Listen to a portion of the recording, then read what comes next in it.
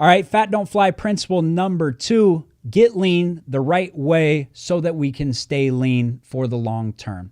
And so this is something you guys have probably heard me talk about a lot over the last couple years, but it's so important. Now, like a lot of other trainers, I originally learned this concept through traditional studies, but now I'm actually able to study this in our athletes. We have the PNOE device, which is a metabolic analyzer, and it's portable, so I don't have to just stay on a treadmill. I can actually use this on the court.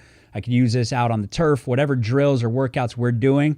I can analyze what are we burning, how many calories, what percentage of fat compared to carbohydrates. But what we can do is we can track the metabolic adaptations. So I can see how our athletes' basal metabolic rate is week to week. And not only that, in our sessions, I can see how they are adapting session to session. So for example, if I go out and I jog 20 minutes, I burn X amount of calories. Okay. I go out and I do it again, and I might actually burn a little bit less the next time. And then again, I go out and I jog 20 minutes at the same pace. Everything's equal, same pace, same intensity. I might burn a little bit less. And then I go do it again and I might burn a little bit less. And the amount of calories that I burn keeps going down. So that is an example of our body becoming efficient. And so in the creation of the Fat Don't Fly program, I was able to switch up the heart rate zones the right way so that our body doesn't build that efficiency and do the same thing every single time throughout the whole program. So we switch up the heart rate zones the right way so that we can continue to challenge our athletes and burn calories without getting those adaptations. And then not only that, we can make sure that their basal metabolic rate is staying high. So if I went out and I slashed calories and I cut carbohydrates and I moved to just doing cardio, over time, we're going to see that metabolic rate just drop. It's just going to plummet because your body always has a counterpunch, right? So you say, okay, I'm going to slash calories and I'm going to go out and do all this cardio. And your body's like, no, we want to be fat. For survival reasons, we want to be fat because we don't know when our next meal is going to be. The safest thing for us to do is to have some excess body fat so that if we don't have another meal, we can survive for longer. And so your body always has a counterpunch. Now, the harder you give that initial punch, the harder the counterpunch. And so that's one thing with the PNOE device that we were able to do is find out that perfect level of punch. If we punch too hard and we cut our calories too fast, and I cut the calories at a rate that I'm going to lose 3 or 4 or 5 pounds in a week, the counterpunch from our body is so hard.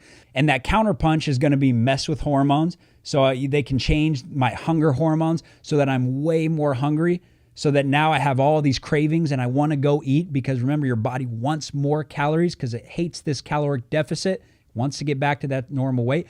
The other adaptation would be slow down the metabolic rate. Okay, you're burning fat way too fast. Let's hold on to this fat. I'm going to make you more hungry, and I'm going to make sure that you don't burn fat like this. So the next time you go exercise, we're not letting go of this fat that easily. And so we're going to become more efficient over time. And so what we're able to track with the PNOE device with our athletes, our test subjects, and with myself is how hard should we throw that initial punch? And the conclusion that we came to is that initial punch should be pretty light.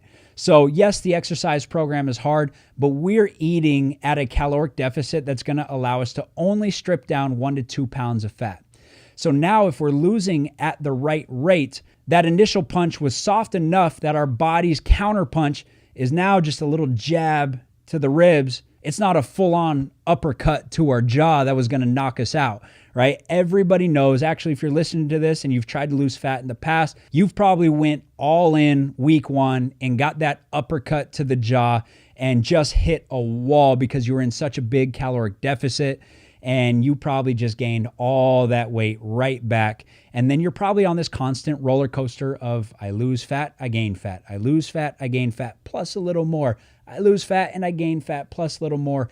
Year after year, your weight is just gradually going up. So to summarize that, principle number 2, we're eating as many calories as we can to still lose 1 to 2 pounds of fat. So we are in a caloric deficit, but it's very, very minor. We're doing exercise that promotes maintenance of the metabolic rate. So strength training, building muscle is great for our metabolism. While we're stripping fat, naturally our metabolic rate is going to go down. When we lose weight, our metabolism is going to go down. But when we build muscle mass, or at least maintain muscle mass, that metabolic drop is going to be much, much less. So now we're burning more calories throughout the day, and that's how you lose weight long term, is not compromising the metabolism in the process of getting lean.